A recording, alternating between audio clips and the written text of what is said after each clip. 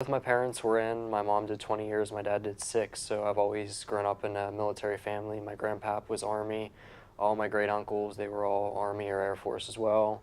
So it was just kind of a way of life for me. And did a year of school. It was kind of for me, not really for me. Wanted to change, was going to go to active duty and just do 4 years active. Decided I wanted to come back to school, so I decided to double down and join the reserve, so I was able to do the Air Force and do school at the same time. So I do 1 weekend a month. I fly out, or our base is in Pittsburgh, Pennsylvania, so I have to go back home for 1 weekend a month. We do our drill weekend, we catch up on training, anything else that needs done. We sometimes have planes there if they're not flying, and we'll work on the planes when they're there. And then we'd have annual tour, which is 15 days of active time. So I go somewhere for essentially 2 weeks out of the year and do my job. It's pretty straightforward what we do.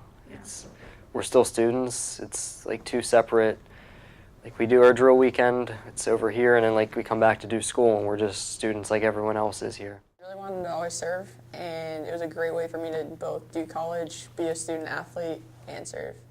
Time management's huge, lots of responsibility.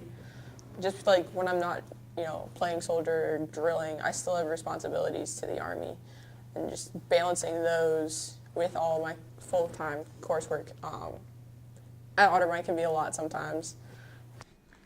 This year, Corporal Kennedy Daly is working with other student veterans on Otterbein's campus to form a more concrete community for veterans in the future. OSVO, Otterbein Student Veterans Organization, so it is definitely at its grassroots stage right now. But the veterans on campus want to continue to build that community and build a space for veterans to support one another and help one another in transitioning, whether it be from full-time active duty into college life, or even guardsmen, coming back from training or getting ready for a deployment, or whatever dynamic that looks like, because it's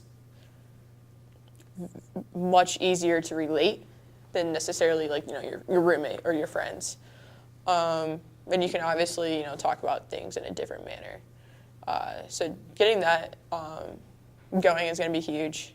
I'm pretty excited to see where it goes.